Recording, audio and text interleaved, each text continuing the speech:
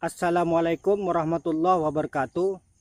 Sahabat tani, kali ini saya akan berbagi pengalaman bagaimana cara perlakuan tanam padi menggunakan Jakaba.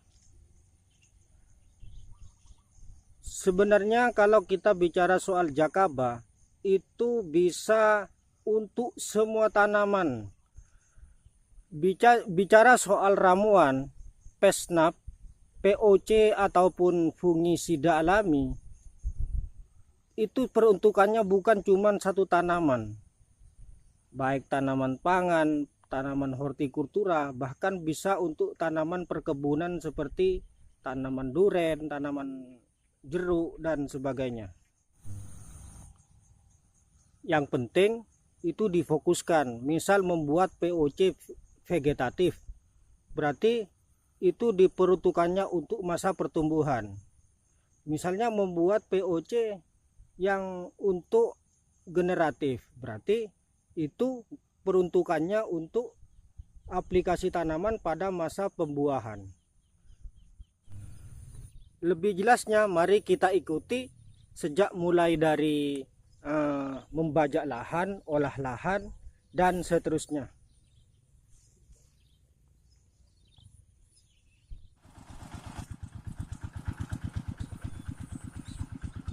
Untuk menghadapi lahan yang banyak gulma seperti ini, kita tidak usah khawatir ataupun mengherbisida. Tujuannya adalah ketika gulma sebanyak ini kita olah lahan dengan baik, maka dia akan diurai oleh tanah, bakteri tanah untuk dijadikan kompos ataupun pupuk. Makanya setelah ini kita aplikasi Jakaba ataupun bakteri-bakteri yang lain ataupun dari POC yang lain, tujuannya adalah untuk mengurai gulma yang ada di lahan, sehingga ini bermanfaat untuk tanaman. Setelah lahan diratakan, maka disitulah kita mengaplikasikan Jakaba atau menggunakan bakteri merah ataupun asam amino.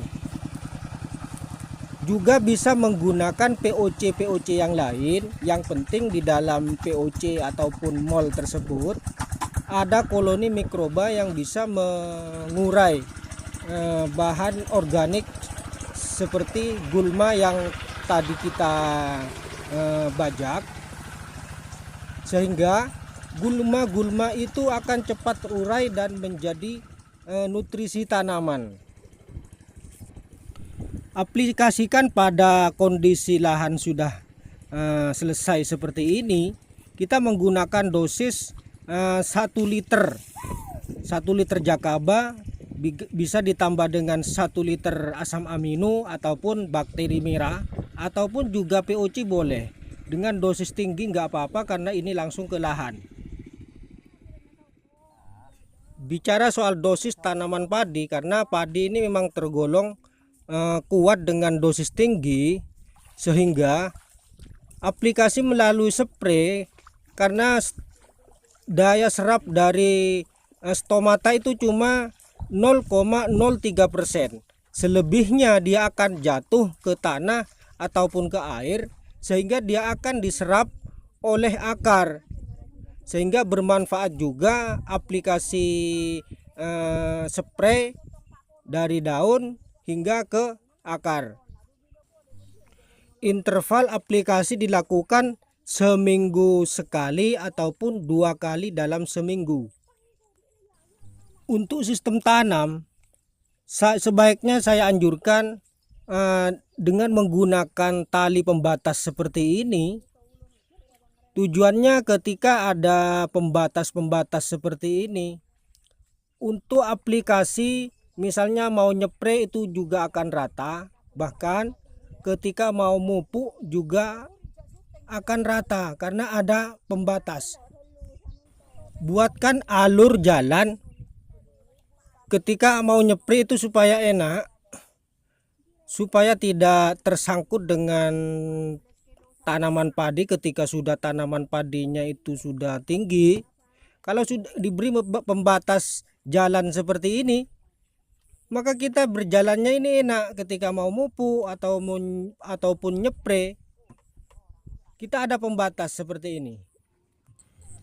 Untuk pemupukan itu dilakukan ketika pada usia 15 hari ataupun tanaman itu sudah hijau. Misalnya 15 hari tanaman masih tidak hijau, itu tidak boleh dipupuk karena itu akan mengganggu. Untuk varietas Genja sebaiknya pemupukan terakhir dilakukan sebelum usia 35 hari. Itu harus selesai pemupukan terakhir. Tujuannya adalah ketika malai itu keluar, maka dia akan rata.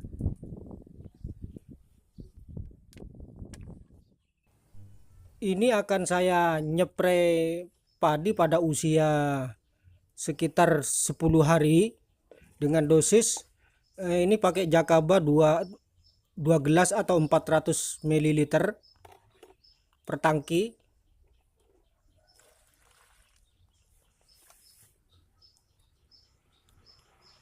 Terus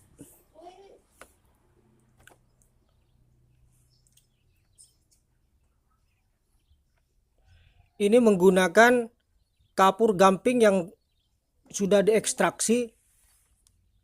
Ini pakai CaCO3 atau yang disebut dengan kalsium karbonat, tapi sudah diekstraksi sehingga bisa larut ke dalam air. Ini menggunakan Pesnap, pestisida nabati, juga menggunakan dosis 400 ml. Ini dicampur semua bahan dari Jakaba, kapur gamping, terus sama Pesnap. Selain itu juga menggunakan bakteri merah. Ini bakteri merah juga dengan dosis 400 ml.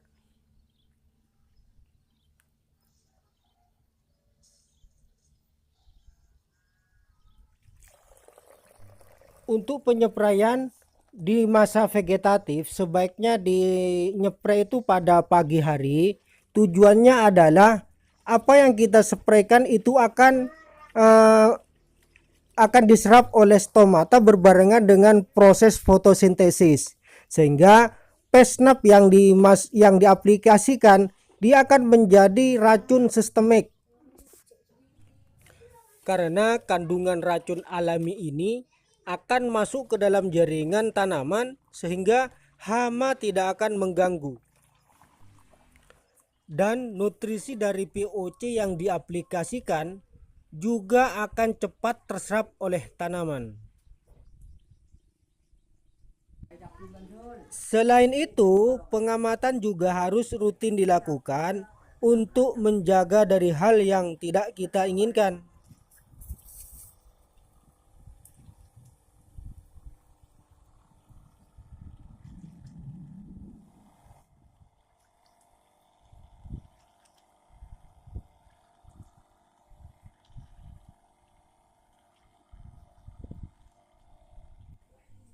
Untuk aplikasi booster 3 in 1 sebaiknya dilakukan pada usia 50 hari pada saat padi sedang bunting, dan terakhir dilakukan pada padi waktu masih seperti ini, masih tidak merunduk. Ini masih bisa untuk diaplikasikan booster 3 in 1. Aplikasinya paling bagus pada sore hari dengan dosis paling tinggi 400 ml per tangki. Interval aplikasi booster 3 in 1 1 minggu sekali. atau cukup 3 kali saja?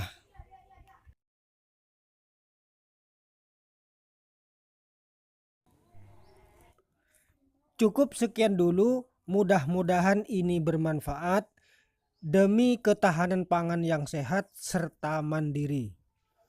Assalamualaikum warahmatullahi wabarakatuh.